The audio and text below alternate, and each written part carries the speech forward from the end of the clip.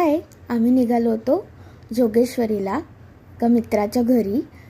असं संध्याकाळचा छान व्ह्यू एन्जॉय करत करत आम्ही पोचलो मित्राच्या घरी. छान अशा गप्पा रंगल्या होत्या आणि त्यांनी वडापाव आणि पॅटीस आणलं होतं. ते छान एक नंबर होता वडापाव. आणि त्यांचं दुकान आहे तिकडे. वडापाव, पॅटीस, कटलेट्स, पुरणपोळी, कांदा भजी असं सगळं मिळतं. तुम्ही आत्तापर्यंत खाल्लेला बेस्ट वडापाव मुंबईमधला प्लीज मला कमेंट सेक्शनमध्ये सांगा कुठे छान वडापाव मिळतो ते.